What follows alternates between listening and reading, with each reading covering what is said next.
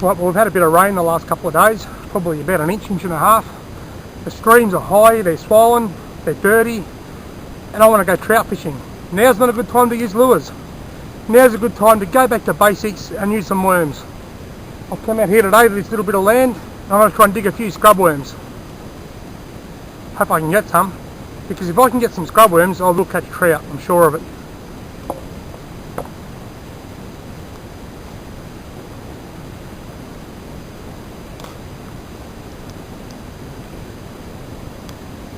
Oh yes.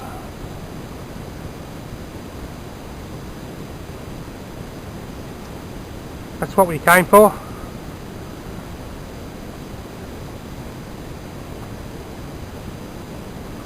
Oh yeah, beauty. 2, 3, 4, 5.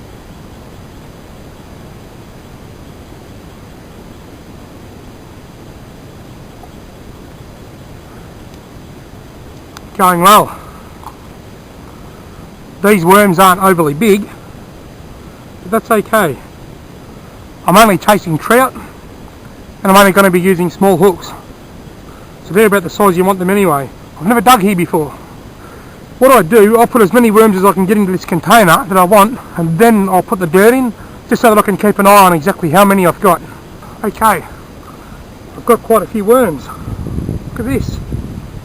That's just probably 100 worms in there or more. That should see me through the day. A bit like the bowl of sheep's eyes I ate for breakfast this morning. I'm hoping they'll see me through the day. Starting to get a bit hungry. What I'm going to do now is put some dirt on there. I know how many I've got. There's another worm just there. Put some dirt, I've got some worms. I'm ready to go. Or am I? I've got to clean up this mess first, then I'm ready to go. Look where I was just digging. All tidied up, I've smoothed it over, I've thrown some grass on the top so that people walking their dogs past don't see a big mess and then put in a complaint and get us locked out. I know I'm coming back to you next time. If you leave a mess, you can expect to see a no digging sign next time you come.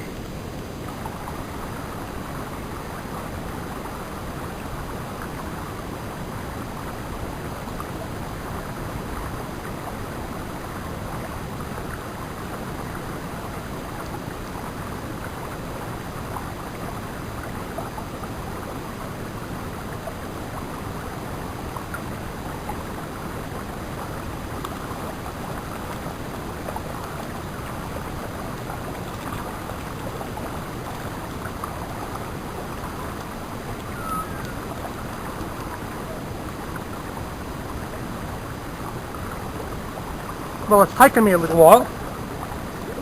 I've fished 4 or 5 holes. I was starting to become a little bit disheartened. I've got this nice little brown trout on a bunch of worms on the knotless hook at the front. And he's quite a nice fish. He's not real big. I'll go and put him back. A quick look at that magnificent brown trout. Isn't that a beauty?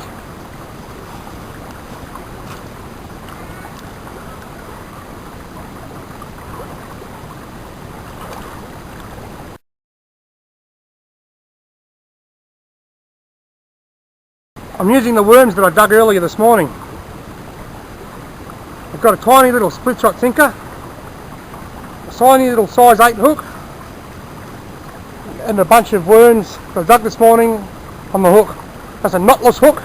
I like them a lot. I speak very highly of them because I can change that hook by undoing a line, putting a smaller hook on or a bigger hook on, put it back on, and I haven't broken any line. Let me give you a quick tip about these split shot sinkers. You should always, when you crimp them onto your line, you should always use pliers to crimp them closed, not your teeth. It's very, very bad for your teeth. And not only that, they crimp closed, a bit like Pac-Man. But anyway, if you bite it, when it crimps closed, it can pinch the end of your tongue, just like it did to me 5 minutes ago. Bloody thing.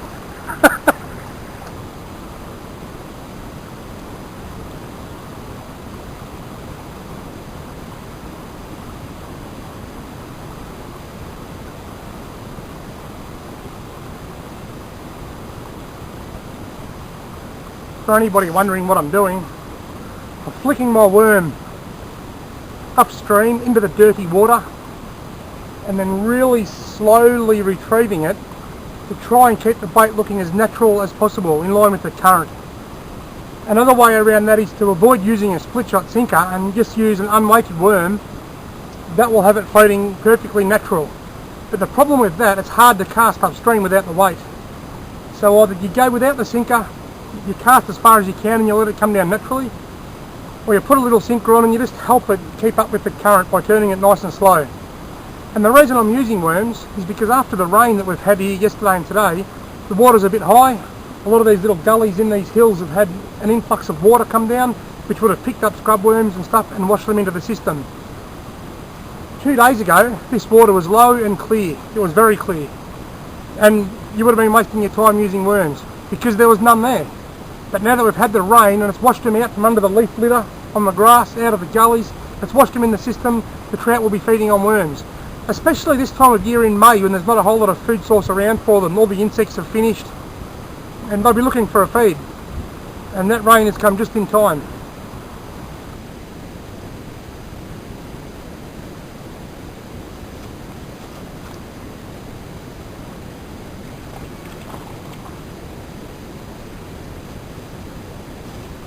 Look at that.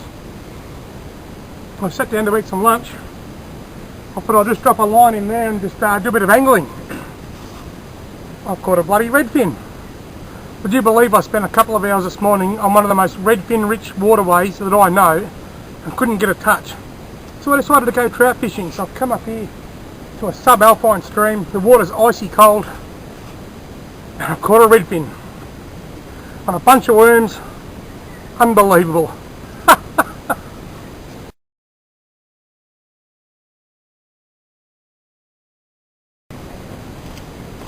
Have a look at this. Just gonna sit down and have my lunch. Got a great big tin of salmon.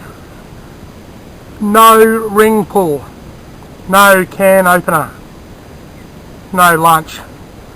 And right now, I'd like to give a great big plug, and not one from your kitchen sink, to Aldi and their Port View tuna, tomato and onion. Not just because they taste magnificent, but because they've got a ring pull, which means at least I get to have a little bit of lunch. And that's what you call poor planning.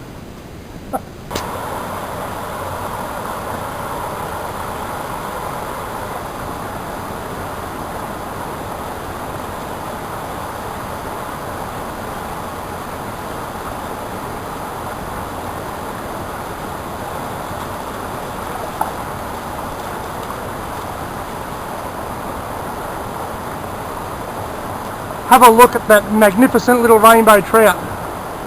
Look at the beautiful colours on that fish. He's come out of this little drain. You barely even call it a creek. I've moved right up to the headwater of the stream I was fishing, and first cast, bang. I've just unhooked him. What a little beauty. Let's put him back.